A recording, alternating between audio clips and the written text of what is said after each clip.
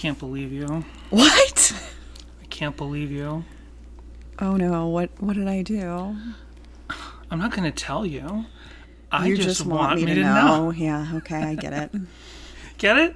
That's the song we're talking about this week. It's a good old classic punaroo. It's not even a pun. It's just literally it's just a little skit. Taking the song title, put it in a skit. Throwing it back. Yeah, I don't wanna say I'm right. I just want you to know.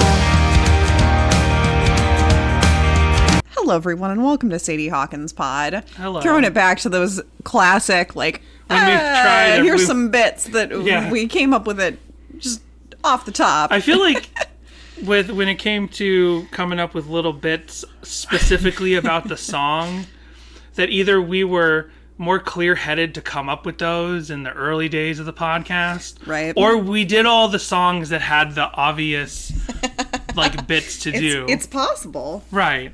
Like when we did Batman Ride, when we did Chapstick, we had the whole fasten your phone to your jawbone. Right, that one was good. Classic. Yeah, we did College Kids, and we had the whole, hey, we're coming at you from spring break. All that stuff. Right. Yeah.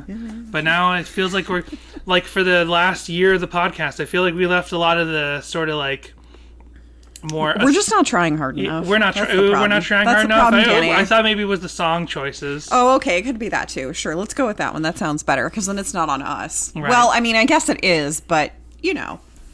And there was faking my own suicide where we pretended that I faked my suicide. That's right. Now you just have to wait until a weird, wacky character shows up at some point. And you're like, I don't know what this has to do with anything, but sure, why not?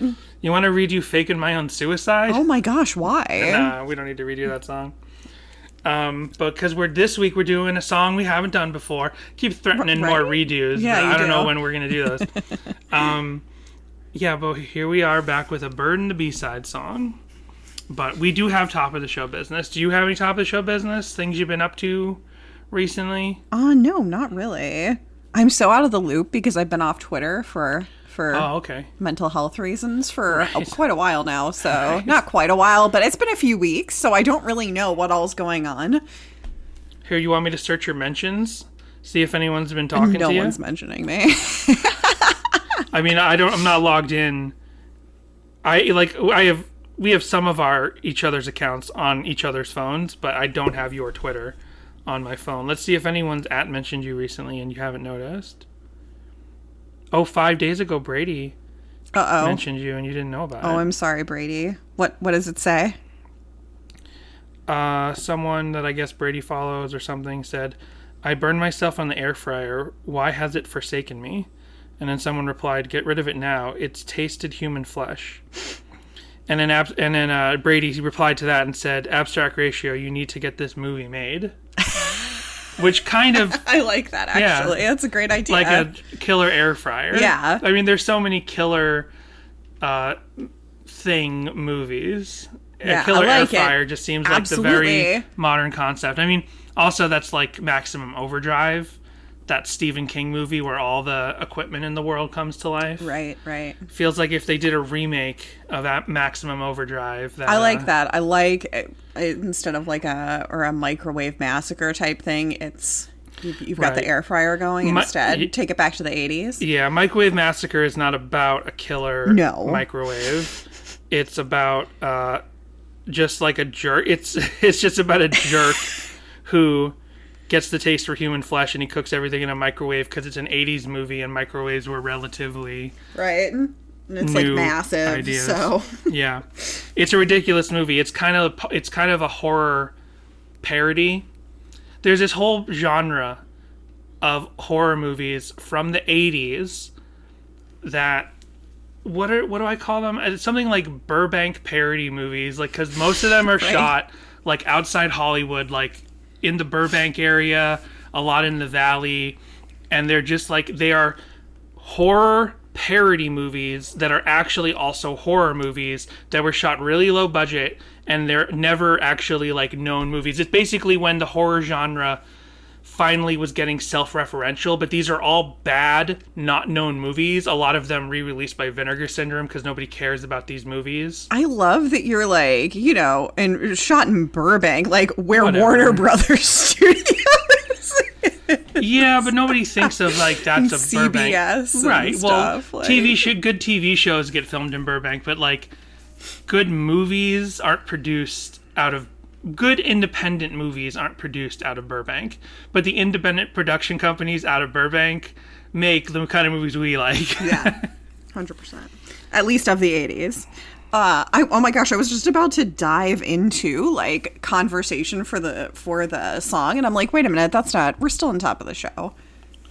That's right. And so my big top of the show business is I've been fired from this podcast now, from my job. Wait. You were laid off. I was laid off. Fired, Danny. There's a very big difference between the two. And of course, just in case they're out there, of course I signed an NDA, but I can say the position was eliminated. I have to be able to say that. I have to say that when I'm asked, why did you leave? Whatever. And I had to say that to unemployment insurance. But yeah, I don't have a job right now. Well, we know at least one person that you formerly worked with does listen sometimes. Right. So there's that. That's kind of who I was thinking of, because I never mentioned that the existence of this podcast to anyone else. Right. To anyone else. To anyone ever. Ever. I just put stickers up when I see stickers on a post, and I'm like, whoever, that's the most I do of... Oh, and the people outside the line at the concert, but the concerts on the East Coast. But yeah, I lost my job, so I'm already looking. Today's the second day of... No, I just got fired yesterday. So it is... Let go. Let go. I just got let go yesterday. I guess, yeah, fired means, like, it can be a bad thing. Yeah. Fired is a bad thing. Gotcha. I know that much. I'm tired right now, and this isn't a job interview, so I don't have to be on. Right. This is just some podcast we do. I don't have to be on. Oh, no. It would be better if you were. No, I don't want to be on. I just want you to know everything we need to say. And we do have voicemails. I was going to say. Get into voicemails. So many times when we're done talking about like our recent week, I'm like, let's get into the song, and you're like, voicemails. I'm like, oh yeah. Yeah, big goings on this week. I've been sick. April's sick. Yeah, April's sick. Danny got laid off. We're starting IVF. Yeah, and we're starting so IVF. Much happening. I guess we haven't talked about that yet, but we're starting IVF. There's a couple people we told about how cost prohibitive it was, and at this point, we didn't need to do any like crowdfunding. We'll see how things go, because there's it's a lovely loan company we're working with. Yeah, and it's really nice because we'll plug them. Future Family. Yeah, if anybody else needs, they're amazing. Help, financial aid with that. They're awesome. They have like nurses that like talk to you about everything, and like I just had the appointment where they told me about all the shots, and our most of our refrigerator is now stuffed full of, there's like a huge bag of medicine that I have to mix myself to then give myself the injections like every day. And so the financial aid people actually like have nurses on staff, and they're going to do a Zoom call with me when I go to do the first ones. So that's really awesome. Yeah, and that's why they're so great, is because if anyone else out there needs, they're a financier specifically for this, specifically for fertility issues. Yeah. Like we looked at other medical loan companies, which is ridiculous because it's so awful that like people have to go into debt for medical procedures like this, but it is what it is. It's how it works. And then we found Future Family, and they just specifically, and most of their company is people who have experienced similar fertility issues, whether it's direct infertility or unknown infertility like we have had to deal with. And so then they have a nurse on call, which is great, because the company we were going through for the actual treatments isn't always on call. They're hard to reach in a pinch. Yeah. So it's really awesome. Yeah. Yep. Shout out Future Family. So let's see at what voicemails we have. Here's Kai calling. Hey, this is Kai weighing in on the deep cut debate. I'm with Jessica, I think, on Sahara for Forgetting Not to Slow Down. Yeah. despite the fact that I don't think it does belong on the album, and I think it is my favorite song on the album. Instantly, that's where my brain goes to, thinking about Deep Cuts for Sahara. But I do have a major disagreement with Jessica's boomer take on Empty House. Oh, no! It's definitely Flower. Flowers for sure. The Deep Cut. And Empty House, freaking rules, dude. We'll have to do Empty House soon. So you can talk about how you just hate the auto-tune thing. I just don't like the We'll get to talk about auto-tune in general, because auto-tune's so fascinating. Kids these days with your robot voices and whatnot. Oh, please. The robot voices really got... Because of Cher. That's where it really starts. But the thing about auto-tune is, like anything, it was a tool that was... Auto-tune's on everything, but it's actually used properly, and you don't know it's there. Auto-tune actually exists to just gently tune vocals, and then you purposefully crank it up. It's like when you see a content-aware stretch of an image for a meme, like when someone's face is really bizarrely digitally squished. Content-aware on Photoshop is this thing that just gently kind of squeezes everything together if you're just outside the ratio you want. But then people purposely pull it all the way back and push it all the way back. So it's the same thing with auto-tune. Auto-tune is a tool that people decide to take off the deep end because then it sounds cool and fun. I just think Matt Thiessen has spent a lot of time working on his vocals, and they sound great, and that maybe we leave the auto-tune over with Owl City. That's all. If you loved me, you'd take me to the Owl City. Right now I can't afford to take you anywhere. Well... Except to Doctor Strange tomorrow, because we already pre-bought our tickets. We bought the tickets. They're paid for. Hey guys, this is Kai. I'm in the middle. I guess I'm at the start of your Lost Boy episode, and you guys are at the part where you're arguing about the lyric right at the top of the song. You had a baby. You were 17 years old, and I'm absolutely laughing about the possibility of Matt Thiessen as I don't know the math, but as a 30-something-year-old formerly Christian songwriter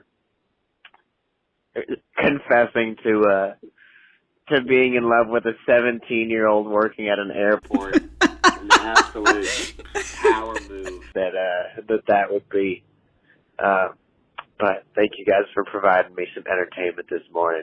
I don't remember. I remember the conversation. I don't remember which side we both fell on, but I think I was firmly on she had a baby at 17 and then later met the narrator / Matt Thiessen. And you were I was no. No, it's not okay. But we were also, now that we're done with Collapsible Lung, it's we were, and at the very end of it with the Sweeter episode, we were maybe some of these songs are true. Yeah. And we were constantly just pushing against it and saying that some of these songs are pure fiction. No, he was probably just dating a lady at that time who had a kid at 17. Right.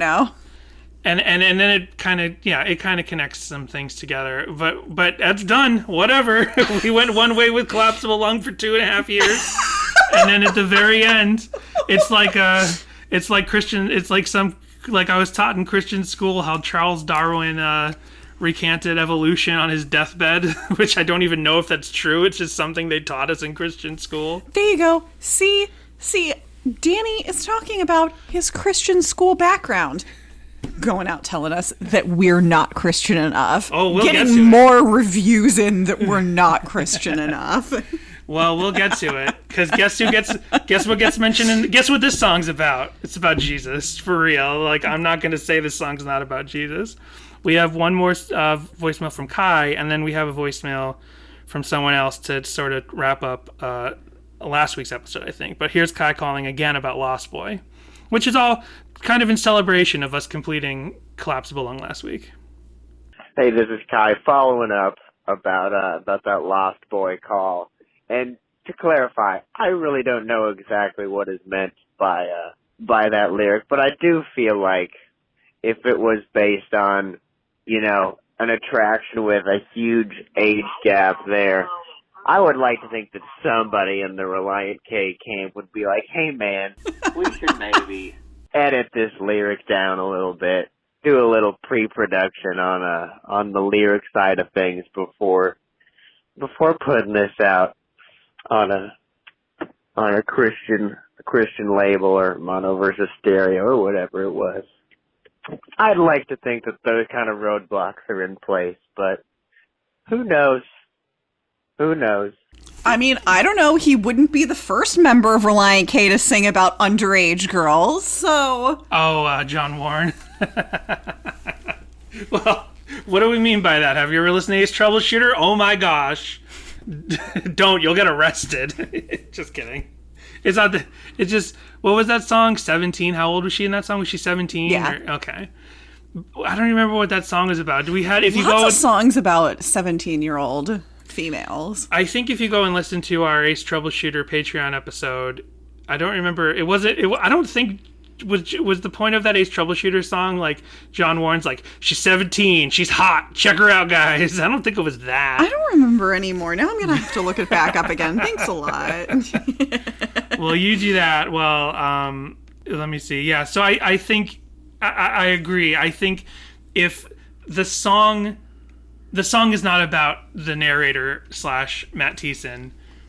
It's Amanda. Amanda talks about herself forever and a day. She'll have her way. Amanda talks about nothing, but she'll make you think it's poetry. It's too bad she's only 17. 17 years old. She's too young. Yeah, she's too young. Oh, yeah.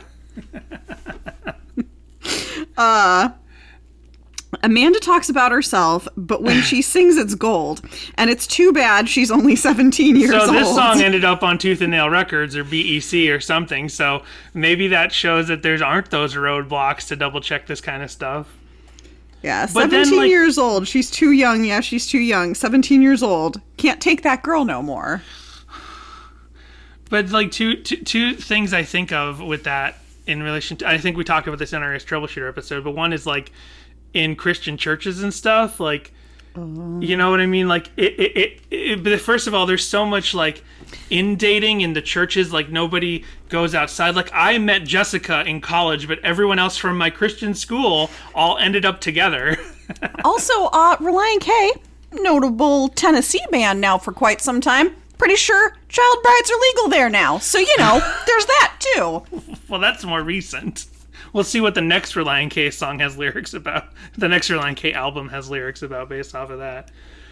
And then the other thing is like, I definitely know a couple of other punk songs by secular bands, which are about like, I say a couple of other, I can only think of one specifically, maybe two, that are about like, look out for the jailbait in the crowd. Because I listened to, like, I checked out every punk band I can, and there's one song by the band Homegrown called Jailbait, and it's literally about, like, you're at a punk show, and you can't tell which girls are underage, because they're all so slutty. And that's part of, and I stand by the fact that Homegrown is very much a sexist band. Like, I think, and people have like defended them. I definitely talked about it when I was on Zeitgeist Lab, because I did their homegrown episode, because there's connection there to MXPX. But yeah, Homegrown has some real messed up anti-women lyrics. So Ace Troubleshooter, Relient K, they're up here. They're okay. They're just above the surface. Homegrown way down here. Brand new way down there. Oh. You know, I didn't expect to get on this subject today. I know, right? Goodness. No, but clearly it's just he's talking about that he's with a lady who had when she was 17. Right, that's got to be what it is about. Everyone's on the up and up. Everything's above board. Everything's legal. We don't have any weird power dynamic things going on. It's all good. So let's hear these two voicemails from Josh, not the. I think he'll. You know what? I'm sorry. I want to say one more thing, because we talk about this in the Ace Troubleshooter episode, where I was like, I don't understand why men really want like super younger women. I don't get that. I don't really understand why you would want anyone super younger than you anyhow, because like, what are you going to talk about? But aside from that, I don't think it's about talking for those guys. I know, because I had a friend who used to date much younger, and they had a similar response. So, but my thing is, I'm like, like Danny said, we met in college. I was 18. Danny is 4 years older than me. Right. And sometimes he gives me shit about things I did when we first met or started dating, and I'm like, I was a literal teenager, Mr. 23-year-old. Excuse me. You were an adult. You could go to war.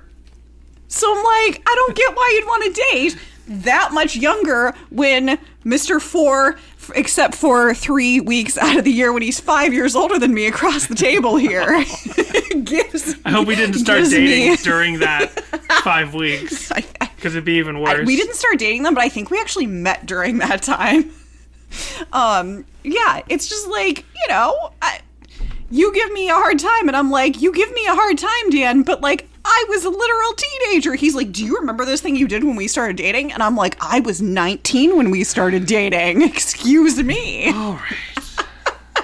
Just making me sound like a scumbag who listens to Homegrown and Brand New. And he's troubleshooter. I'm just saying I don't understand the draw of dating someone that much younger than you. Neither do I. 4 years, yeah, I don't get it. 4 years, ugh. It's way too young. What do you talk about with them? Especially now? Ugh. Anyway, here's a voicemail from someone else. They always go on about how they're like, I remember when I was getting into music and Nirvana was big. And I'm like, I don't know what you're talking about. I was watching Disney Channel. I was watching Disney Channel too. Yeah, but that's just because you're weird. I keep pressing play on the voicemail. Hey, this is one of the many Joshes that have called you. This is PHP Josh. I was thinking about some of the albums and whatnot, and I realized that you all hadn't mentioned something that I thought was important for the quote-unquote trilogy of Forgetting Not Slowed Down, Collapse Belong, and Air for Free, which is that not every album, but every album or secret album up until then had a funny, jokey album title. You've got Relient K, which is just self-titled regular, and then you have Anatomy, Two Left, Five Score, and The Birds and the B-Side from Nashville Tennis. All of them are sort of jokey, but the next three albums, Forget and Collapsible Run and Air for Free, are all just named after songs in the album. Those are more proper album titles, and the rest are just sort of jokey. So I just thought that was interesting. I think I thought of that before. Maybe when we did Collapse Belong or Air for Free, and we noted how few title tracks there are on Relient K's discography overall. We have come up against it, but I don't consider that to be proof of the last three albums being a trilogy of a story. I just would chalk that up to Relient K turned a maturity corner with their presentation of their art. You know what I mean? After Five Score, after Bird and the B-Sides, really, that's when the jokiness is totally done as far as the music contained within their albums and the album packaging. Of course, Relient K is going to joke and be twee on stage and with their promotional materials online, but after Forget Not Slow Down, they just turned a corner maturity-wise, and it didn't make sense for them to go back. Yeah. Maybe they would go back with a new album, but even Wind Up Bird, which we're now just getting into, is still a mature presentation of the album itself. Yeah, and it could just be growing and changing in style and everything, and kind of what you're into aesthetically. Right. And there are, a lot of my favorite bands that's kind of punk bands that kind of start out jokey, sometimes turn a corner into more mature and dark with an album. And Relient K never went super mature. Like I said, they're still joke around, have a good time, be happy, not dark. But yeah, they just got mature. Why you just because April just? I'm just laughing because April just took herself to bed. I just heard her jump up in the bed. We got one more voicemail, and then we will get to the song. Hey, this is Josh. I left a voicemail last night for me, and I was listening to another episode of a podcast of yours, and right, like, I don't know, for whatever reason, it just so happens that you said in your podcast exactly what I had just a message for last night. So just, go ahead and delete that and get rid of it and ignore me. Oh, whoops, well, too late. It got us to discuss. Did you hear what it was? Kind of that voicemail was a little hard to hear. No, I was having trouble hearing it. He said... Plus, I have the headphones on, and so coming through the mic, it doesn't always help amplify the next it. day, we just happened to... He listened to the episode where we just happened to make the exact point he called up about. But I have no problem with... So he was like, go ahead, delete it. No, I'm cool with, because I don't remember half the things we talk about, so I really need to be reminded of things. And I have no problem people calling up, even if we already end up. I guess the way in which we do this podcast, like if we miss a point in an episode or we need a correction, it ends up in the next episode or two. Right. It's not like I go back and edit in corrections. I don't think I've ever done that with a previous episode. I've thought about it, but then I've never actually done it. Sometimes we've caught things before we air it, and we're like, oh, let's toss in a little edit there. Right. Or something, or chop out something that was completely wrong that we realized after the fact.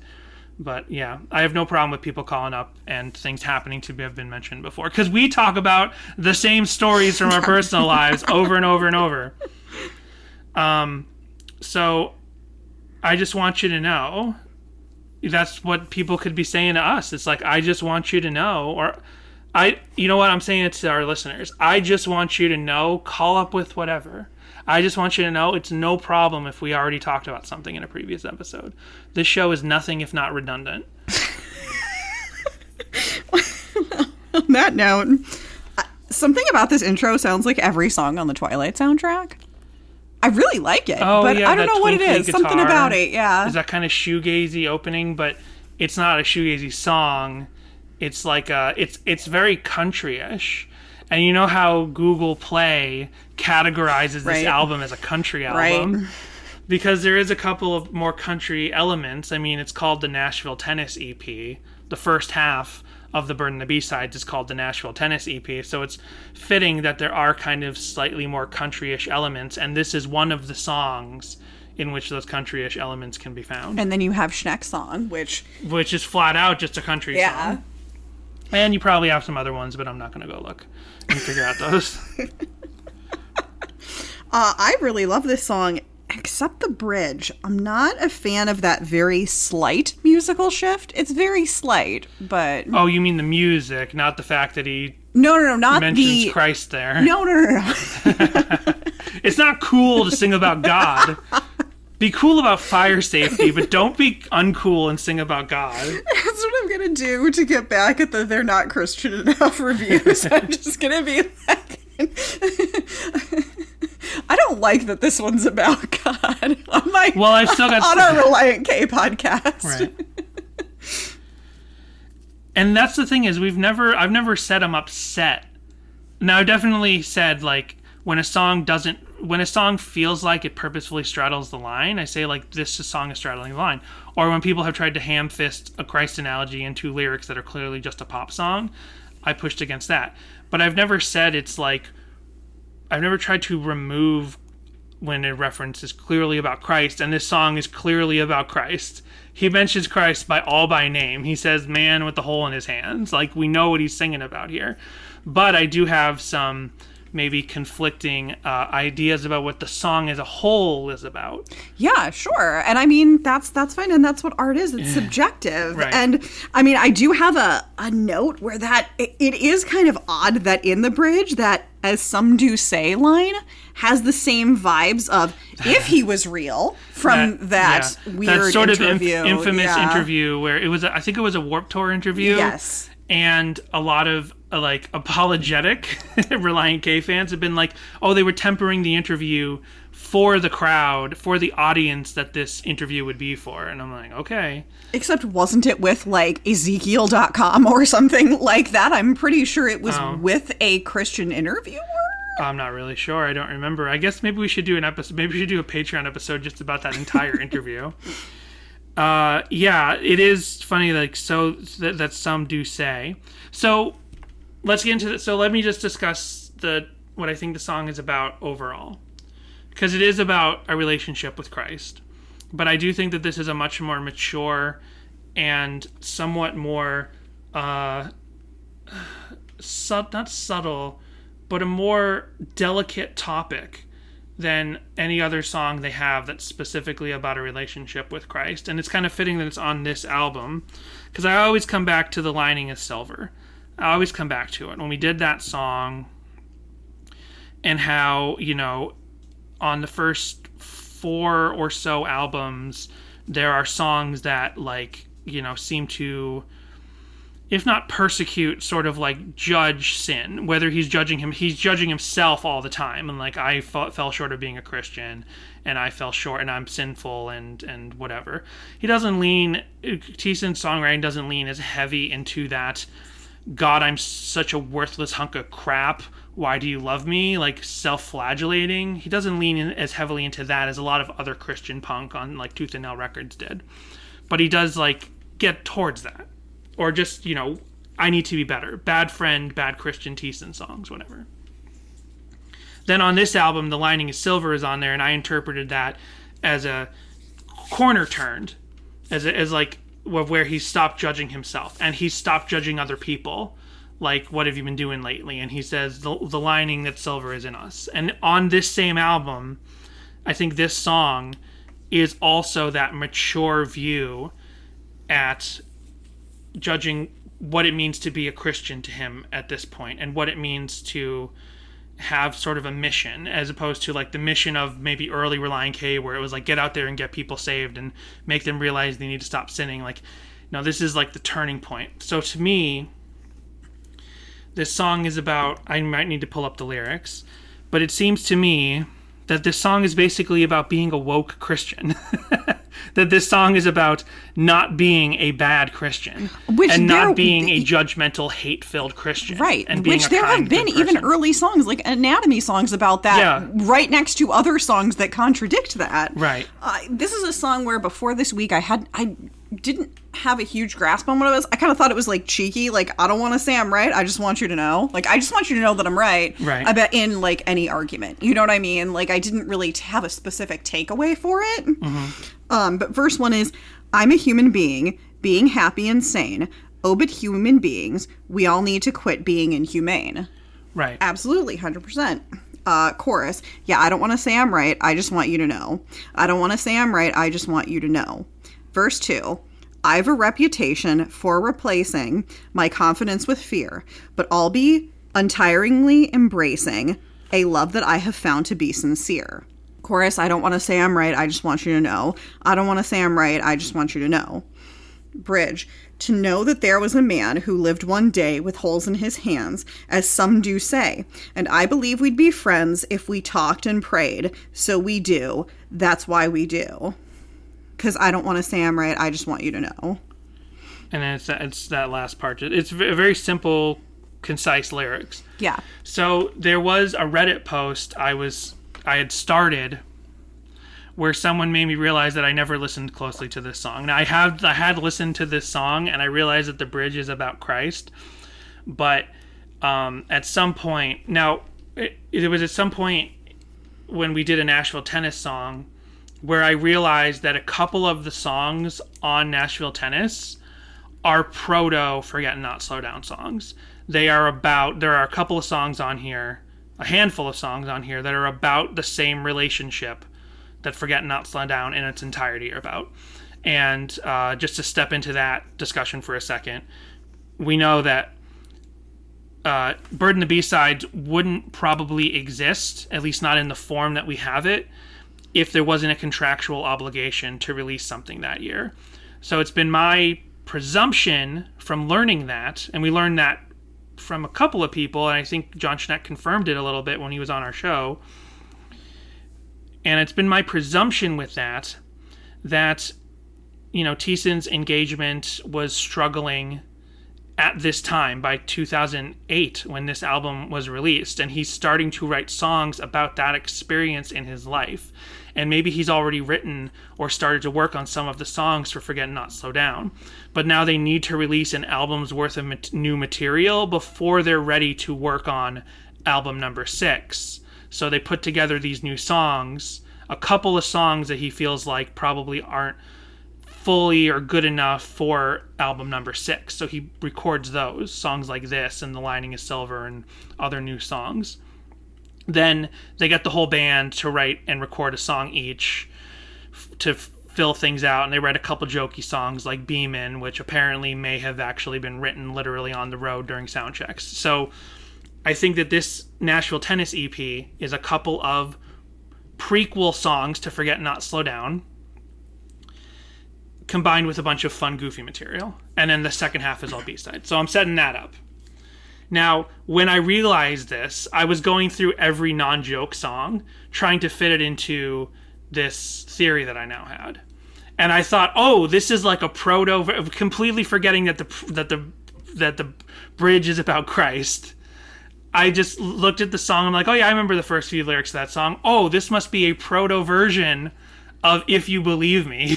Right, because it's the same sentiment. It does, exactly. It has that exact same sentiment. It's just you have to look past sort of the chorus. Right. So If You Believe Me is clearly, I don't think we haven't done that song yet. But If You Believe Me is about him pleading to the person who's leaving, who's breaking off the relationship, to say, if you believe me, we wouldn't be in this mess. If you believe me, blah, blah, blah. Well, it's a similar sentiment to say, I just want you to know. So I was wrong there. This doesn't belong. I don't think this song belongs in the Forget Not Slow Down prequel box out of these Nashville Tennis songs. It's funny that you actually had that take then, because the lyrics altogether to me feel more like early Relient K, although the music is very much of its era. Right. Like the lyrics, if you look country. at those, right, if you look at those early songs, very simple, sort of, same sort of sentiment, somewhat similar structure. Right. And I mean, even going back to the demo, this feels like this could have been written by Thiessen in an early era, and then he just fleshed it out later. I mean, if they needed to deliver at least 10 new songs, which they delivered more than 10 new songs, so if they needed to deliver 10 new songs on the first half of the B-side collection in order to fill a contractual obligation, maybe some of the melodic content was things that had been left over for years that he fleshed out in its entirety. Possibly. But I went on Reddit when I figured out, I called it Almost Forgotten. That's what I call my headcanon of basically what amounts in my mind to a prequel EP to Forget and Not Slow Down, that if you pull these songs out of Nashville Tennis. And when I talked about this on Reddit, I created a Reddit post, and someone was like, oh, well, I mean, Reddit, that song's about Christ. I'm like, oh, you're right. That's unfortunately, I already put it in my YouTube compilation, so I'm like, okay, unfortunately, that's locked in there, and I don't think that this song belongs in there anymore. But the person on Reddit said, I always thought this song was about witnessing to someone about Christ, and I was like, oh, okay. So then I haven't thought about it since that Reddit post. But then that was in mind when I started listening to the song again this week. And I realized that, if this song is about witnessing to someone who doesn't believe in Christ, which might be a lot of people's interpretations of the song, I personally don't see it that way. I think it absolutely can be taken that way, and I see how it can. But I don't think that the phrase, I just want you to know, I don't want to say I'm right, I just want you to know, is a really crappy way to phrase it to someone who doesn't believe in Christ, because also that puts the salvation on the person delivering the message. And yet, isn't that how a lot of Christians do approach things? A lot of, in the proper sense of evangelical, not in the cultural sense of evangelical that we are kind of saddled with now when you say evangelical, and it just puts all this political and cultural baggage with it. But the dictionary definition of evangelical is you need to get out there and get people saved. You need to get out there and proselytize and convert people. So in the classic evangelical sense, that is how a lot of people do go out and try to get people saved. It's like, I want you to know that God is real. What's wrong with you? You know, as opposed to living as an example and being a force of good in your community and showing people love and mercy and having them look at you and be like, oh, well, this person's a Christian and they seem to have it figured out, or they have something, and I see them doing nothing but good in their community and never being forceful and cruel and hate-filled towards anybody. So maybe there is something to Christianity. But which is how I personally had always lived, even at my like most sort of gung-ho, you know, young, excited Christian. I was still very much like, I was not pushy, and I never liked that pushier sort of aspect that came with it.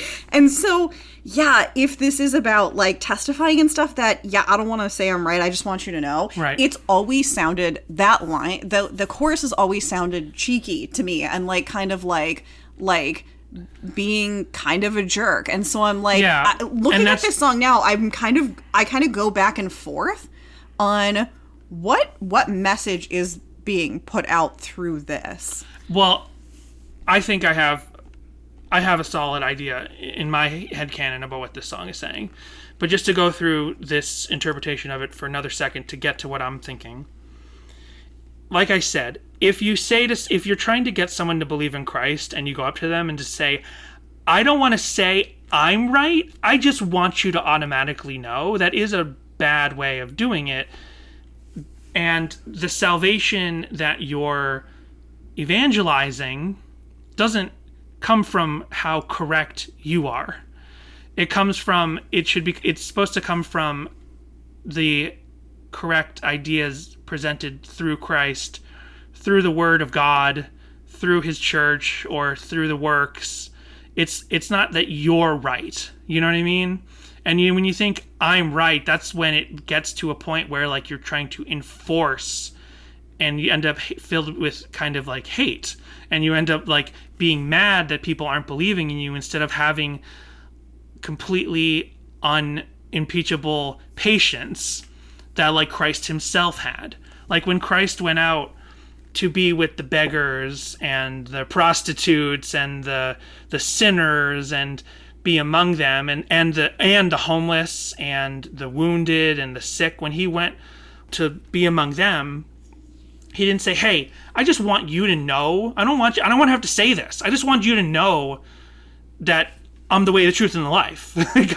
Christ didn't do that specifically. He said, here I am, here's my message, here's what I have to offer, I'm the Son of God, yada yada yada. I don't mean to yada yada yada Christ, but He came at it with patience and goodwill and kindness, and being an example and a beacon, the fact that He's the Son of God.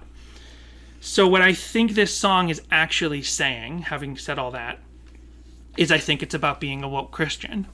When you look at the first line, I'm a human being, but being happy and sane. Oh, but human beings, we all need to quit being inhumane. He says human beings. He says humanity as a whole. Now, Christians can see that and be like, yeah, the world, they're inhumane. The world outside of Christ, the world without the love of Christ, they're awful, they're evil, they're inhumane. But some of the worst things, especially in the last several years, several generations, have come from people claiming to be Christ. The most racist and hateful and awful things. I don't even want to put names on the specific groups. We all know what groups. So if he's saying here, we all need to stop being inhumane, he's saying all of us. He's including all of us need to be inhumane. And guess who's included in the group of all of us? The Christians as well, or the people who claim Christ. Yes, yeah. They're in the all of us as well. Yeah, I think that if you, the more that I sit here and look at the lyrics, I think it's literally just you take it as each thing. Like, verse 1, I'm a human being, being happy and sane. Oh, but human beings, we all need to quit being inhumane. Yeah, I don't want to say I'm right. I just want you to know. Yeah. I think he's like, what I just said. I don't want to say that I'm right about what I literally just said. I just want you to already know that. And then as you go down, he's like, I have a reputation for replacing my confidence with fear, but I'll be utterly embracing a love that I have found to be sincere. And he's like, I don't want to say that I'm right with what I just said. I just want you to know. Right. I think it's just like literally like each of these lines is just the chorus is just the punch of like what I just said. Yeah. Like what I literally Did you hear what I just said? Yes. That's what I'm saying. It's a mic drop chorus. Yes, exactly. It's a mic drop chorus. Yeah. And chronologically, if you interpret this song as being about testifying or evangelizing for salvation through Christ, chronologically it doesn't hold up, because the first thing he says isn't, we all need Christ in our hearts. We all, he says we need to stop being inhumane. And there can be a correlation there to people who understand salvation and, have felt Christ in their hearts and have that salvation about once you have the love of Christ, you want to stop being inhumane. There's a correlation there. But he doesn't mention Christ until halfway through the song. He says we need to stop being inhumane. That's it. That's all he wants you to know, is we need to stop being inhumane. Now, it could be by all of us having the love of Christ, but the actual love of Christ, and not the version where you proclaim Christ and then you impede on people's rights and you actively try to take away their freedoms, you know what I mean? Or hurt them or damage them in some way or criticize them in such a way that you're not evangelizing them. You're not, like, by hating people, you're not going to get them to turn to Christ. Like, there's a whole period in human history where Christianity picked up swords and went out to Islamic nations and killed people because they weren't Christian enough. That's the history of Christianity. That's one of the portions of the history of Christianity. So we're just picking. We still have those crusade. So many people still have that crusade mentality. They're still picking up swords and going out there and killing the heathens, but with words, and sometimes literally with guns and bombs and stuff. But more or less at this point with like action, political action is their sword, taking away people's rights and going out there and being hate-filled on Twitter and social media and in public and all that kind of stuff, and making people have to pretend that they're not who they are. So it's halfway through the song, by the bridge, he says, there was a man, to know that there was a man who lived one day with holes in his hands, as some do say, and I believe we'd be friends if we talked and prayed. So we do. That's why we do. At this point, I don't think he's saying, I want you to know that this man existed. He's saying, like, I just told you in the first two verses how we suck, including Christians. We suck. We're hurtful. We're evil. We damage each other. And I want to be better than that. And I want to be so much better that I believe Christ would be happy with me. I want to stop hurting people and stop, like, trying to force people to be a certain way and just love people unconditionally, with actual uncondition, so that when I meet Christ, we are friends. He says, oh, good, you're doing what I actually asked everyone to do and died asking everyone to do and came back. You did it. You're doing it. Awesome. We're friends. I mean, Christ would be friends with you anyway, because he loves everyone unconditionally. But yeah, that's what I think he's getting at. And I read the bridge a little bit differently. Okay. In that it's like, I just want you to know, I do want you to know that there was a man who lived one day with holes in his hands, as some do say. I think there's a break there. There's an invisible break. Okay. And it says, and I believe we'd be friends if we talked and prayed. Meaning, as a collective humanity. Okay, that's a great. And so we do. That's why we do. And I don't want to say I'm right. I just want you to know that's that why we do. That if we talked and prayed, I believe we'd be friends. Like if we were happy and sane and quit being inhumane, we could be. We could all be friends. Right. Which there are similar. There are similar songs earlier on in Relient K's discography that have a very similar note to them, like lyric wise, that push that same sort of idea forward. Okay. And I'm trying to remember which song specifically it is, because we do this every week and they all get jumbled in my head. Right. But I can't remember. Like, I'm like, I feel like it's either on the first one, the self-titled, or Anatomy, and I'm like, which song is that? It's Crayons Can Melt on Us for Exactly, you got it. That's what I'm looking for. It could be Down in Flames. I'm trying to remember what song I'm thinking. I mean, Down in back Flames to. is definitely about Christians in fighting. That's what that song's about. Exactly. So there is like sort of this. It's been an idea, right? Bopping around, right, in Relient K before, even in and on one of their, what I kind of consider one of their more like pushing thoughts on you, being accusatory and that sort of thing, judgmental, albums. There was always this inkling of inclusivity from Relient K from the very beginning, and it didn't come out of what's occurred with Relient K in the last year. Did not come out of left field. It's always been there.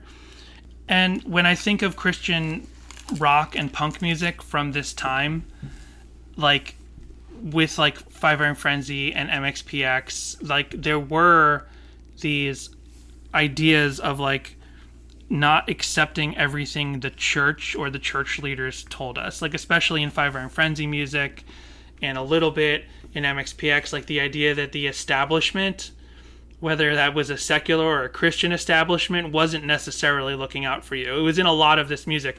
And then, of course, there's other bands that were like probably much more stringent and much more like, we need to be exactly like this and we need to go out and get people saved. I feel like Relient K was sort of smack dab in the middle, like especially since they start in 2000.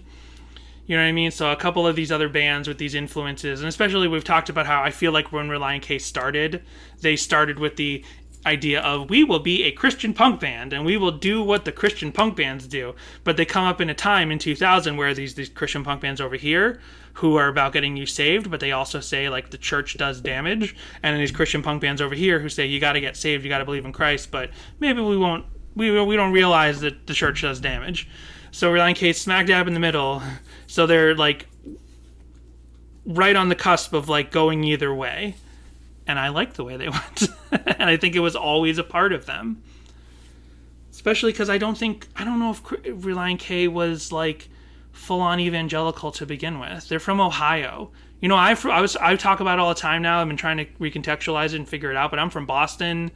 And like what evangelical and what Christian meant there wasn't exactly the same. Although there was certainly this sort of like the judgmental, what's now called evangelical way of thinking and politically and stuff like that in Boston. But I'm like, also in Ohio, like, was it really conservative, straight line, hard line, right Christian there? Maybe. I had my one of my closest friends in high school who I bring up every now and then because we went to our first Relient K show together. She and I would go to youth group every whatever that was. I don't remember. I think it was Sunday night together. And her parents were very, very strict. And she was from Ohio. And they ended up moving back to Ohio and then back to Florida and then back to Ohio again, where they have now stayed and very, very conservative. But I think you get that anywhere with any state. And I don't remember exactly where she was from. I think she was from somewhere somewhat close to like the Canton area, which was why she was a Relient K fan. And so her parents were very much like, you can't date, you can't do this, and she went against them and did that anyway. But it was a very particular. They took her out of our non-Christian small private school and put her into the mega church school that was there.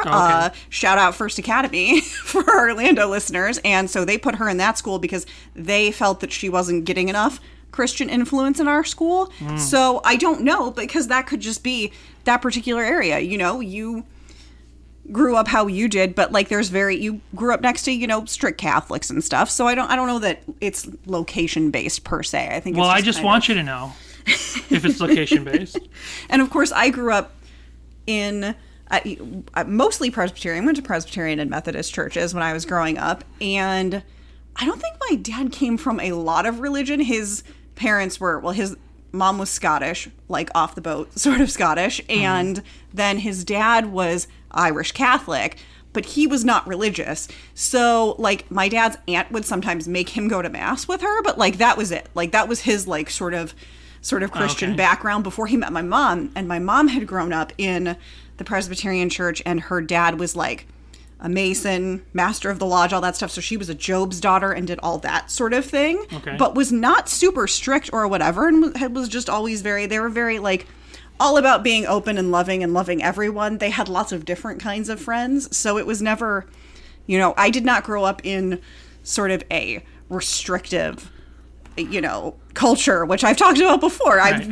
I found Relient K because I was, like, on a youth group trip and was like, oh, I like this band. This is cool. It was not like my mom did not take me to the Christian bookstore and say, find a CD. This is the only place you can It was like, I found the Insiders because we were in the mall one day and I saw the art for Scallelujah, and I was like, oh, I like this art. Mom, can I get this CD? And she looked at it and she was like, oh, we know all these songs from church. Sure, why not? So you didn't grow up in a stringent, very conservative community, of course, because you grew up in Florida, and we all know Florida's very easygoing about all that stuff. They definitely... I grew up all across the South. I also grew up in the Atlanta suburbs before we moved to Florida. Especially because you lived right near Disney, and, you know, like, that whole area, like, everyone's going to be really cool there. No one's going to try to enforce any specific way of thinking in that area. Florida's gone through ebbs and tides. I don't know what you want me to say. I'm not asking you to account for Florida. Please don't. There's amazing people in Florida and great communities that are not a part of what's going on there. It's a big state, and there's a lot of people moving there. And I'm not even talking about when the current governor's like, all these Californians are moving here trying to bring their Californian values. I'm like, there's already, like, amazing, like, communities in that area that do not agree with a lot of other communities there. But whatever. With that, we'll take our break. I'll take April for a walk, hoping she'll make a big duty because she's been a little constipated. As some people who don't agree with us think we're making big duties here on the podcast. That's right. And we'll be right back. We just want to take a moment to thank you for listening to Sadie Hawkins Pod.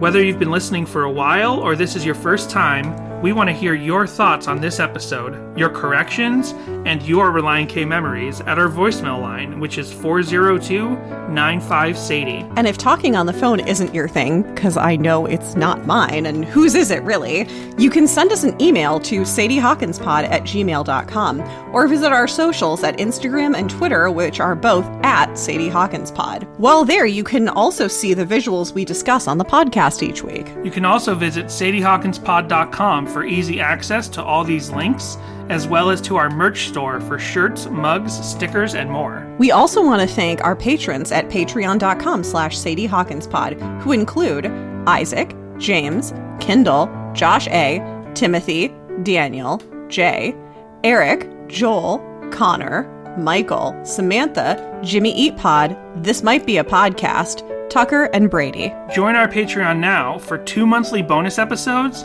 our entire backlog of bonus episodes, which include reviews of the K's for Karaoke songs and chapters of the complex infrastructure known as the Female Mind book. You'll also get stickers, guitar picks, and a special Patreon exclusive shirt when you've donated a lifetime contribution of $60. Ooh, that sounds like fun. Where can I sign up again?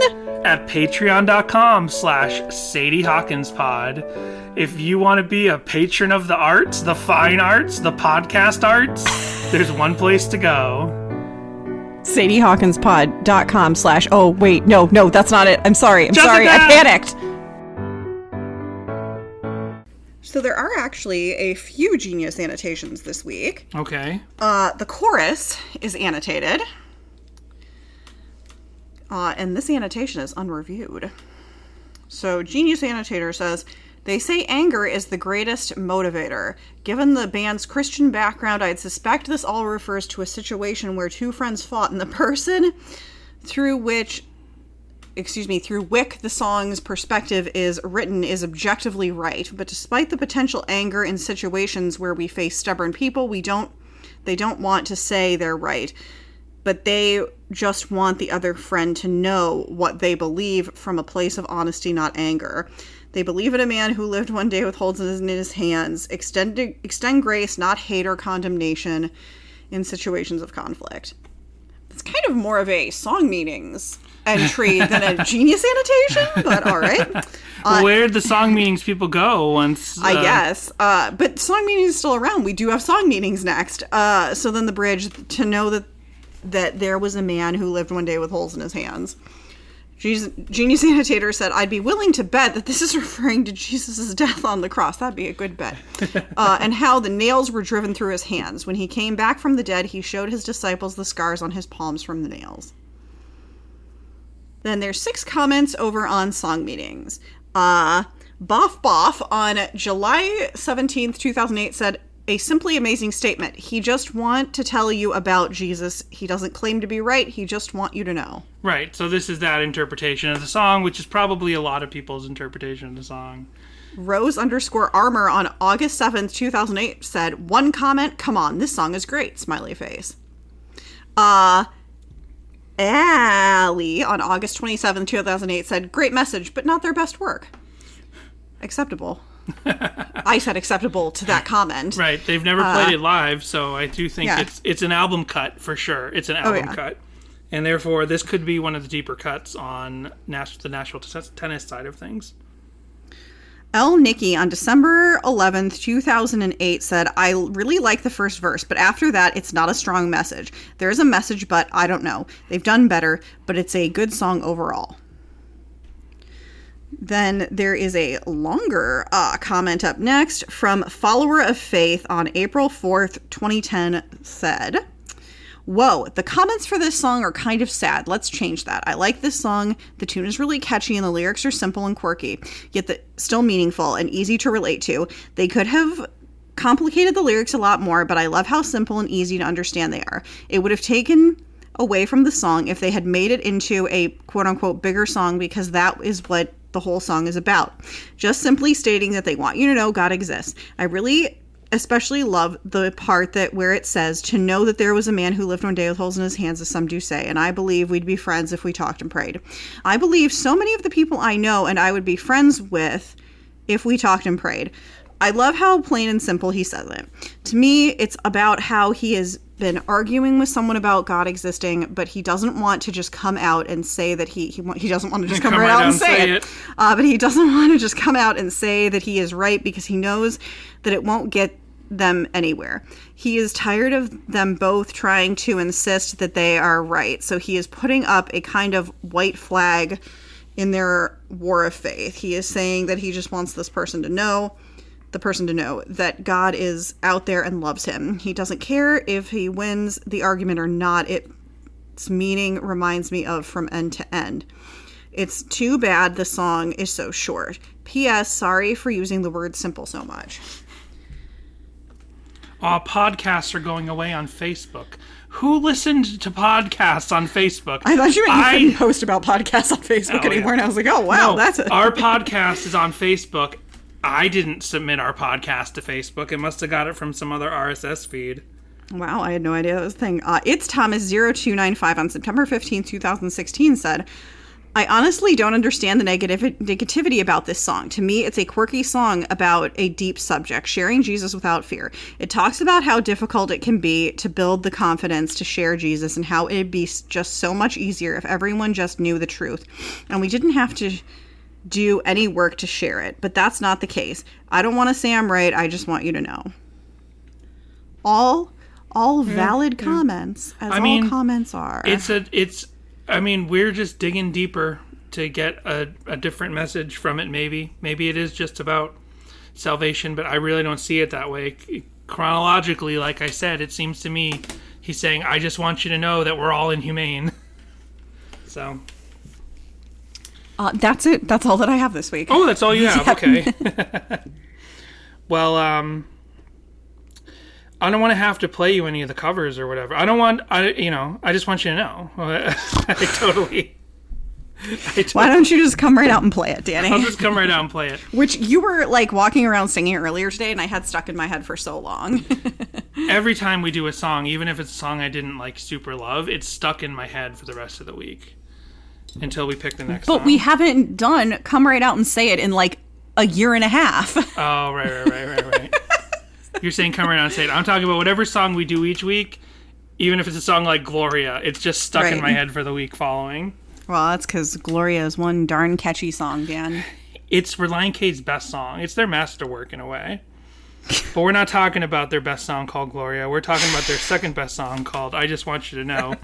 So there's no live performances of this song to speak of. Don't think it's ever been played live. I didn't check Setlist FM, but there's absolutely nothing on YouTube. So here is from 3 years ago, DiGiorno's Pizza. I don't think it's the official DiGiorno Pizza YouTube. YouTube, your display name can be anything, and I don't think a lot of people realize that. Right. Like your display name, like Twitter. It used to have to be like your email or whatever, and now it isn't anymore. Yeah, well, there was a point where YouTube, because of the toxicity of their city,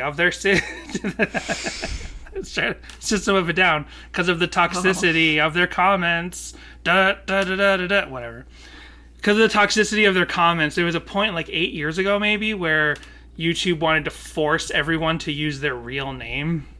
Remember that? Like, you'd log in and it'd be like, okay, time to use your real name. Right. But then there was like, but our YouTube channel is a brand or a podcast or it's a comedy channel or something. Yeah, so during then they what was that Google Plus? What was that called? Their social right, network the transition thing with that the merging yeah. and maybe of Google Plus and Google, all that crap. And but that was such a horrible way. You were like, we're not going to police the hateful comments. We're just going to force you. I just want you to know that it has to be your real name. So, anyway, DiGiorno's Pizza, not the actual DiGiorno's Pizza, because your username can be anything. I could call my channel, you could call this channel Relient K for all you want.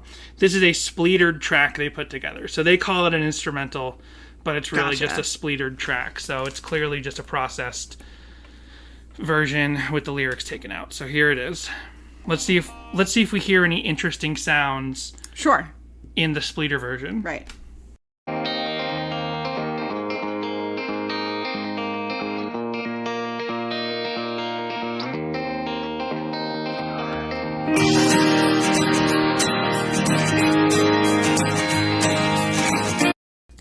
Doesn't sound good. Not a good spleetered track. Sounds very much like it's been run through Napster a couple of times, run through LimeWire a couple times. But we might still hear some different guitar tones that are buried in the mix. Let's keep listening.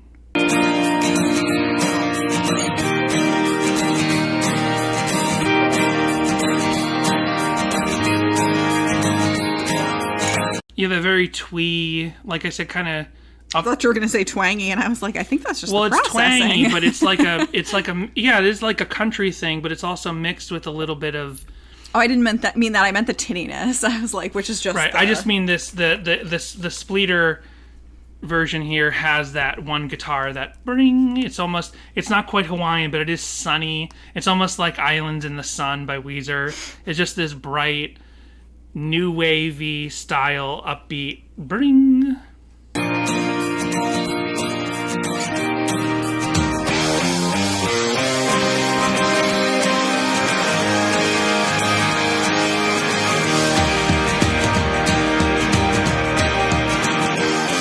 Lots of fun stuff in there. I don't know. I don't really have any comments to say on it. But I did forget to talk about the, like, all right. At the beginning, when he just goes, all right.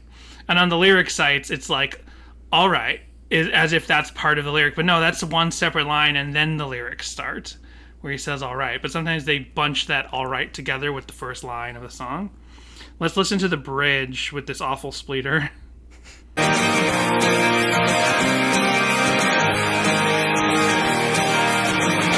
Oh, wait. I paused too soon. Let's hear this. Nah. It's all it's really showing to me is that this is a really fun mix of like a country twangy thing with like some heavy, Weezery distortion driving pop rock with a little bit of a new wave, like 5% new wavy thing going on. This is a very interesting combination of styles mixed in such a way where it sounds like original but also sounds derivative at the same time. Like, this is really a very standout track musically for Relient K in some ways. Like, not the most standout to a point where you're like, oh, I gotta hear that song's amazing, but stand out from the rest of their catalog in such a way of, like, it just sounds familiar, but it also sounds derivative. Right. Which is the same thing. I gotcha. I mean, it sounds derivative familiar, but it also sounds original. Just an interesting mix of styles. I knew what you're saying, and I see what you're saying. Yeah. So, there's only one cover, and it was a live performance at some sort of like open mic or talent show type thing. This is Abe Howe. A-B-E is the first name. H-O-W-E is the last name. It's called I Just Want You to Know. Alright. I have so many notes in the last couple weeks for people's covers. Oh my goodness. But what was that song we did from Five Score that you never remember the name of, and I can't remember the name of right now? I just want you to know. I'm taking you with me. I'm taking you with me.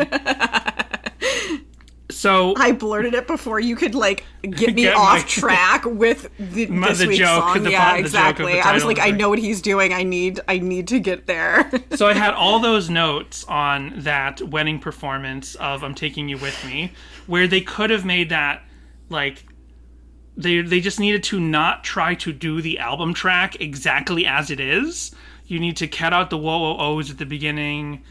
Daniel also noted how like, you know, we didn't say the guitarist was standing behind the singer, so the timing was off.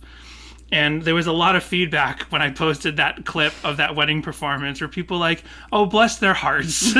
They're trying their best, but whatever. So here, he's trying to sell the all right from the album, you know? You don't need to sell the all right from the album. It's just, you don't need to say it. Or do it differently. Like, I don't know. That's an album thing. Sometimes songs have things that are just meant for the album, and you don't need to sell it live.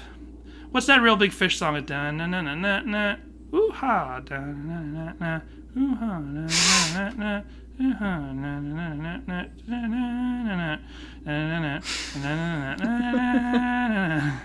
Na na na. Well, shoot, I did all that, and I can't. I can't get this song. Anyway, there's a Real Big Fish song where it goes da na na na na na, and then in the album cut it goes woo ha. But that's just in the album. But then people do that live. But the band doesn't do that live because I don't think it was ever intended to be performed live. But people do that part live when they're in the crowd. Danny, just let people be the way they want to be. Like, so that's my first note that's my only note for Abe Howe. I don't want to sound right. I just want you to know to just leave everybody alone and let them do their thing. If it makes them happy and sane, it's all good.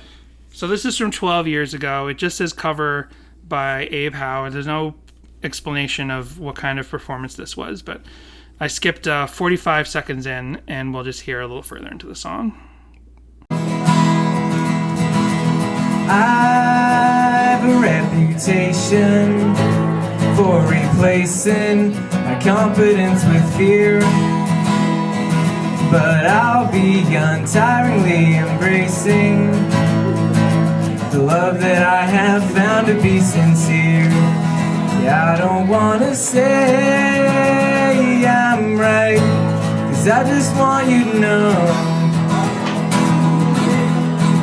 Yeah, I don't wanna say I'm right, 'cause I just want you to know. He's wearing the Flyers jersey like it's Clerks. Like it's a character from Clerks. But they're very nice. I don't have any notes like... That's a Detroit Red Wings jersey, Danny. Like he is Cameron from Ferris Bueller's Day Off. That's it. But not Dante, Randall wears... What hockey jersey does Randall wear? I don't know, I don't remember, but probably the New Jersey Devils. Hold on. If I had to guess. But I don't know. Randall? I don't remember. Clerks. It's been a minute. Hockey jersey.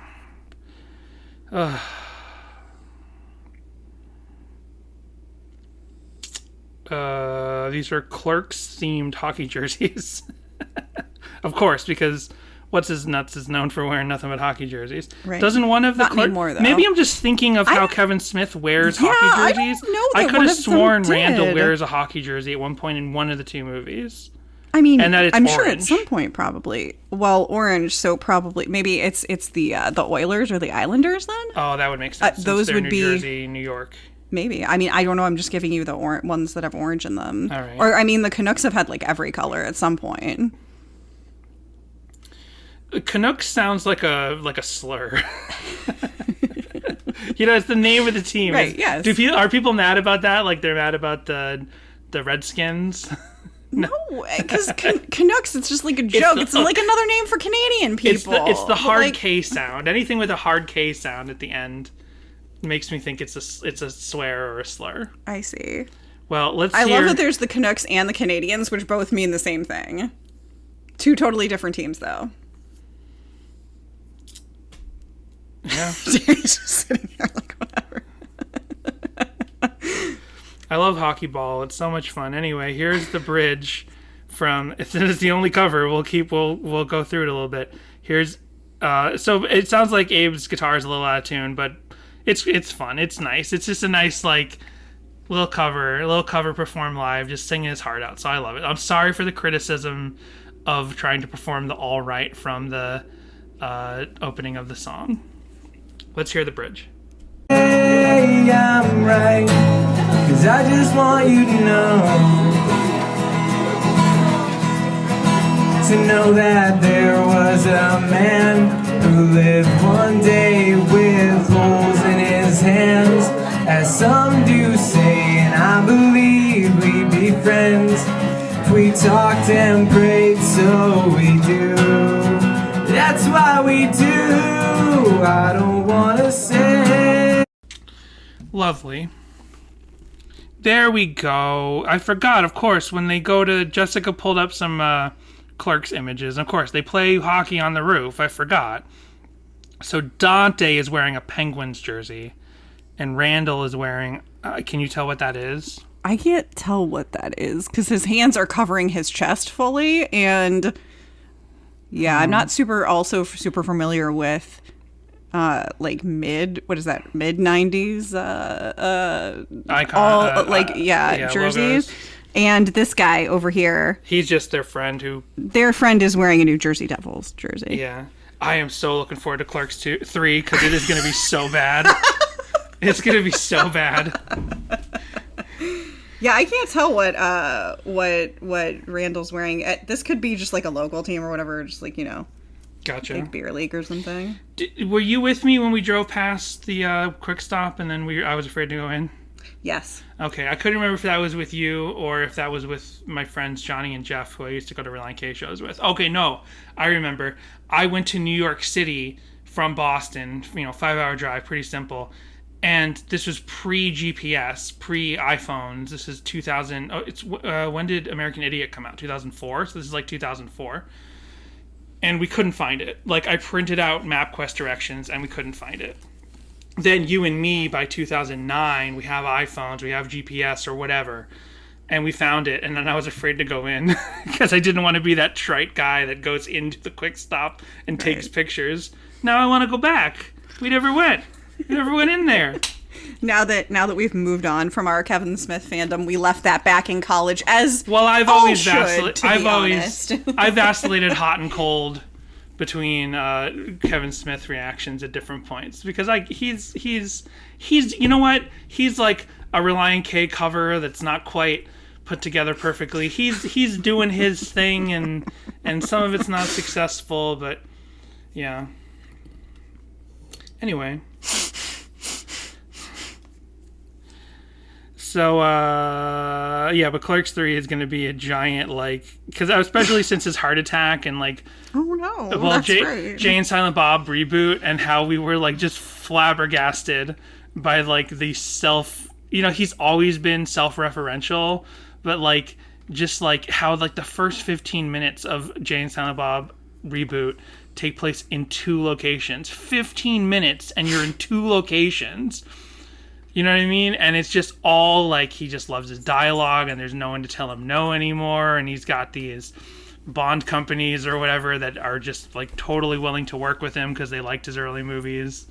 And he shoots in Louisiana, so everything's cheap and he can pretend it's New Jersey. I don't know. I feel like the Relient K fandom that was allowed to watch secular movies or that didn't have like really helicopter parents, definitely there's some Relient K Kevin Smith crossover. Relient Kevin Smith. That'll be our new podcast. We're just gonna find the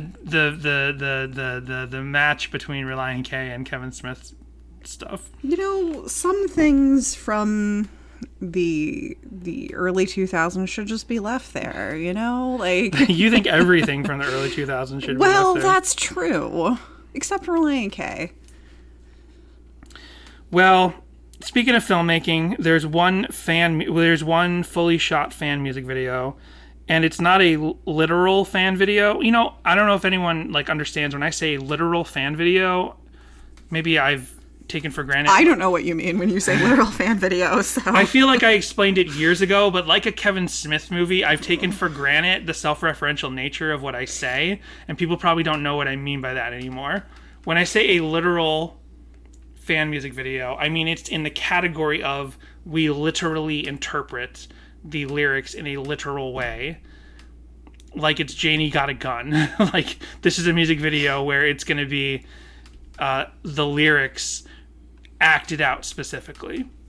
This song's a little too abstract overall. There needs to be some invention. You can't just act this song out like it's Pink Tux to the Prom.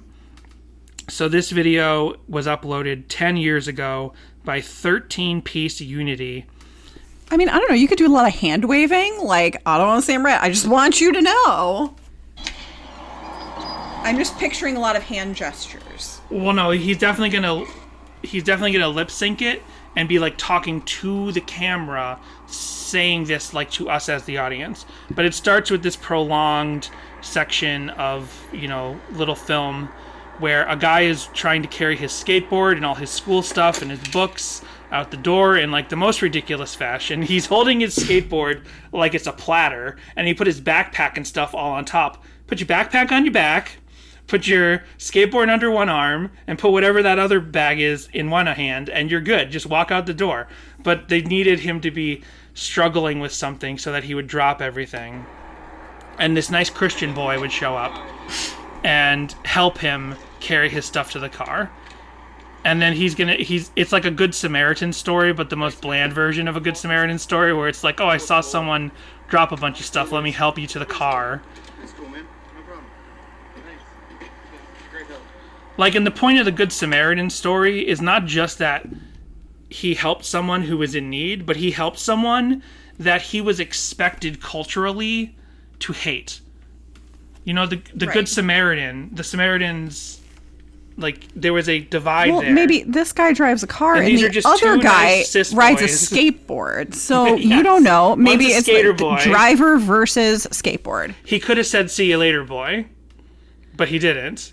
But these are just two cis white men, and there's like no cultural divide between them. There's no reason they should hate each other. You're but he helps so them because he's judgy. I'm not judgy.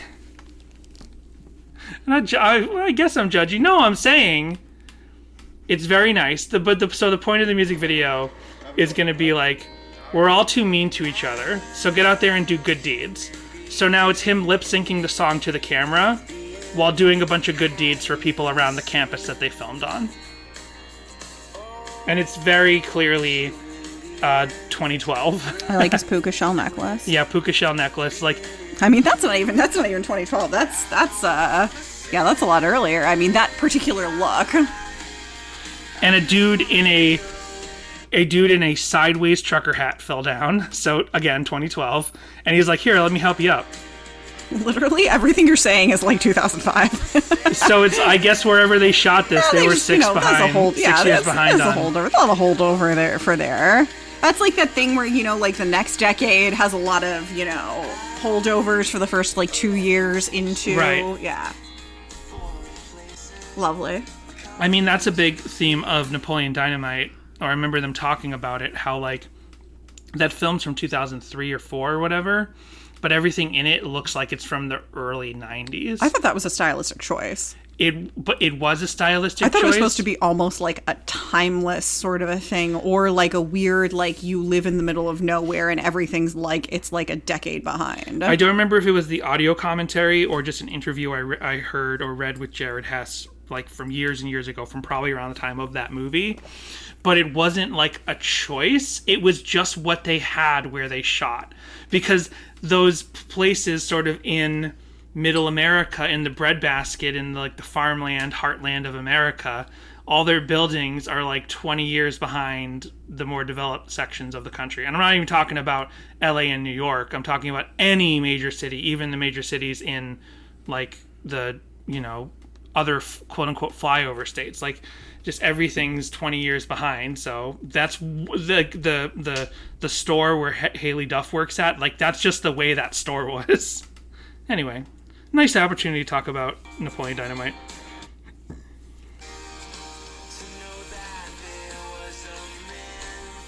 So then when you talk about the man who lived one day, it cuts to he's in the church and he holds up a Bible and he's like, there's a man that lived one day with holes in his hand. And I want you to know that it's true. I want you to know, Jessica, that it's true. Is this making you uncomfortable now that we've talked too much about... No, because what the listeners didn't hear was like our conversation when we went to walk April on the break. So like they don't know that like I had a mild panic attack and things like that. So I was just kind of, you know, well, ready to buckle move in, on. Jess, because we purposely avoided the most religious songs, and now there's going to be a whole year of the most religious songs. Well, there's an ASL video, American Sign Language. Which is something that we used to find a lot in the early days of this podcast. This is uploaded by Lindsay Winder. Nice. And, you know, it's just them performing. It's Lindsay performing the song to American Sign Language. Fantastic. With American Sign Language. Very nice. Just wanted to bring that up since we hardly ever see that anymore. And then when I typed in the phrase Relient K and no... Because first of all, there's a lot of words in this title that appear in other Relient K songs. Right. Like want and just and you, and I think even no. Like all these words have appeared in other Relient K titles. Right. Well, those are very, very common words. Right. No shipping videos? No shipping videos. Not for VeggieTales, Ma and Pa Veggie or something? Nope. But there is 2 videos where someone uploaded a thing and it says, here's a Relient K song that I don't know the name of the song. The first one says, Relient K covering a song I don't know. So this is uploaded by Rena Sazhin, and it's, I don't know, it's Warped Tour or some sort of outdoor Christian festival from 2010. And it's Surf Wax America. Nice. Which is super fitting. Yep. Because when we saw Relient K around the same time... You've told this story about I've told this story so many times. I'll tell it again. I told it to Ethan Luck. I'll tell it again. Ethan Luck was guitar teching on this tour when Dave was still in the band. That we saw them in Orlando at the House of Blues in 2010. And they were like, well, we picked this song from the Blue album because we thought all of us would sing along together and it'd be a classic pop punk, pop rock song that we'd all know, but you stupid kids don't know this song. You stupid ass 2010 kids don't know the Blue album. You jerks, you little jerks who have learned to like Relient K. That was like 2007, by the way. 2007, 2008 at the latest. Right. I was going to say it was definitely 2007. And I was one of those, what did you just say, punk ass kids who did not know this song. But it was just such a funny moment where like Thiessen is very passive aggressive with the audience. Like the Blue album, classic album. It's just over 10 years old. We're gonna play a song from it. But most of you dumbass kids who have just learned about Relient K for the first time this year don't know this song, and I'm really sad. I had known Relient K for a while, and I didn't know the song. I don't expect. I only knew the Green album. came out when I was in. If they played Islands in the Sun, which is a very similar. I knew that song. Yeah, then everyone would have been singing along. They played Hash Pipe. I would have known that one. I didn't know what that was at the time, but I knew the song. So I like that Relient K kept playing this song for a lot for years, and like one of these days, you kids are going to pay attention to the Blue album. And they never did. Yeah.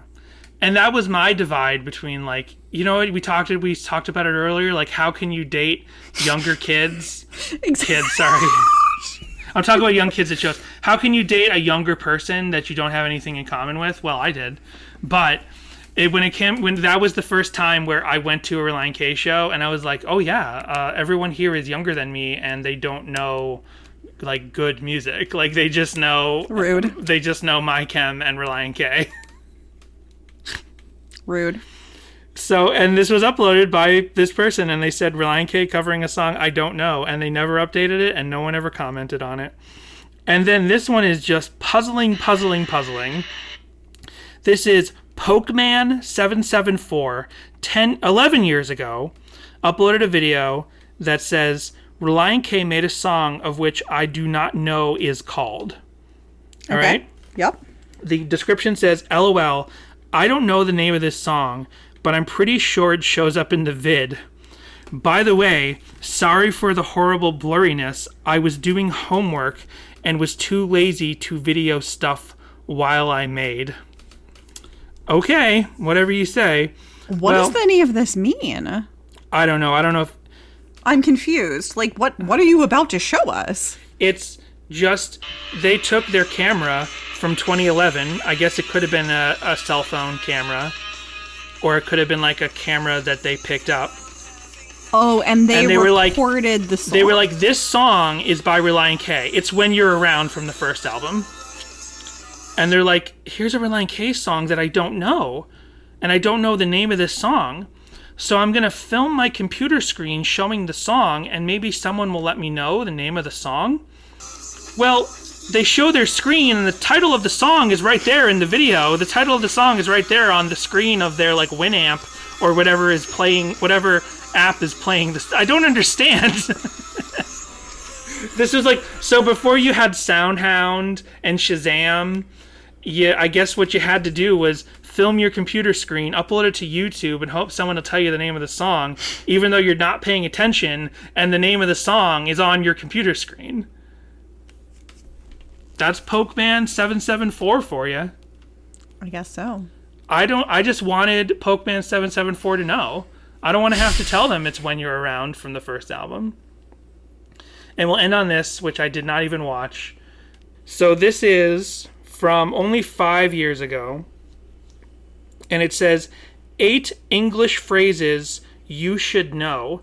Learn English with Relient K. Oh, wow. This is uploaded by Fingtam Languages. Fingtam Languages. What's up, guys? Today I'm going to do a video on 8 phrases that don't mean exactly what they sound like they might mean. And I'm going to be taking these phrases from a song called Who I Am Hates Who I've Been.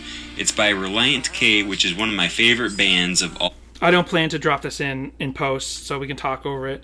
So this says, I mean, they're explaining it, but it says in the description, I make language learning videos based off of songs because I don't know of any better way to learn vocabulary and grammar, and because music makes learning fun.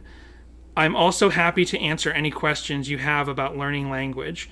Just leave a comment below. In this video, I describe 8 phrases that you might not understand from the song Who I Am Hates Who I've Been, and then a list of the 8 phrases, which I won't spoil. And it says, most of these are English phrases that might be hard to understand because they mean something different than what they appear to mean at first. Now, this video is meant more for advanced students who already know some English, and it might be more difficult for beginners. But if you already know some English, then this is going to be very useful for you to understand these phrases. If it's an First thing I want to talk about is the word proverbial. When he says the line, I watch the proverbial sun rise. First, let's take a look at what a proverb is. It's a short popular saying. So when he says I'm so upset we didn't have sunrise, this for he's this talking song. about a sunrise Okay, that is learning spoken language through about Relient in K some really is an saying. advanced The next move thing I because wanna there's point out a is lot the phrase, of, "Losing my mind." turns And of he says, phrase and metaphors and similes Yeah. and all that good I stuff. also don't know if learning grammar from songs is a good idea. Right, especially because there's so much wordplay in Relient K that you're going to, you get a lot of mixed metaphor sort of stuff as well. And this didn't come up when we were on Church Jams Now, but I have listened to more of their episodes, and it's a thing on there, the Grammar Jams Now, where, damn, I don't remember who, I don't remember who it was on the show has the Grammar Jams Now thing. I'm sorry, guys.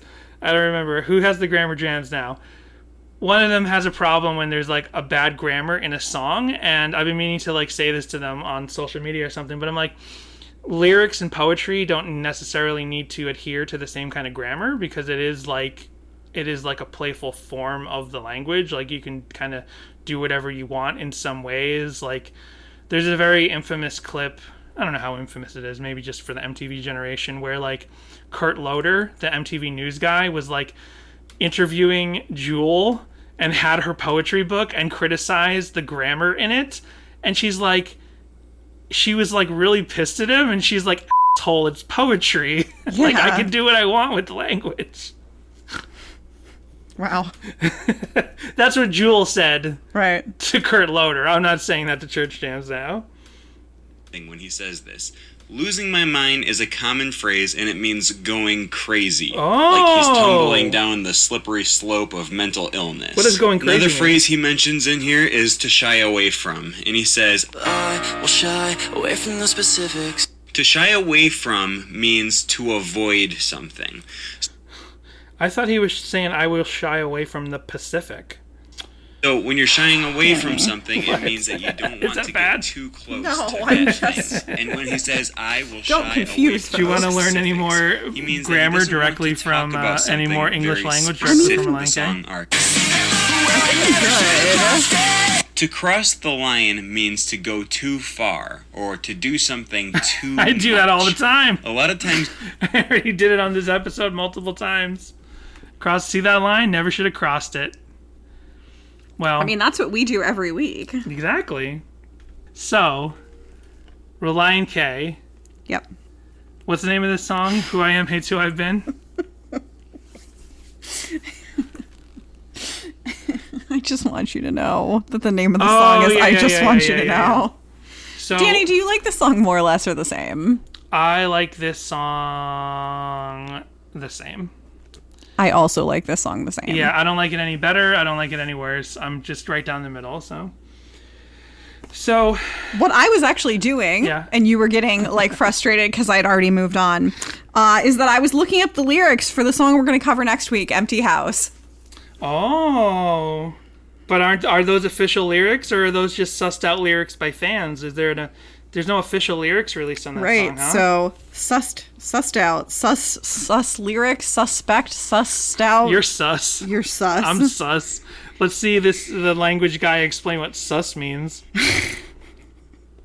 Does he explain it in here? Hold on. Keep to himself even more. Now let's talk about the phrase bottled up inside. He says, The things bottled inside have finally begun to create so much pressure that it's interesting that there are so many figures of speech in Who I Am Hates Who I've Been that were difficult for English as a second language users.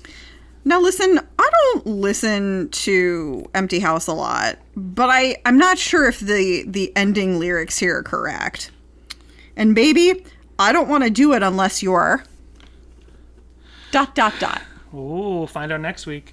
There are more live videos now online, so maybe we can hear more lyrics in the live performances from them. See, any genius annotations? For some reason, just the words verse 1 are annotated. Hear about that next week on Sadie Hawkins Pod.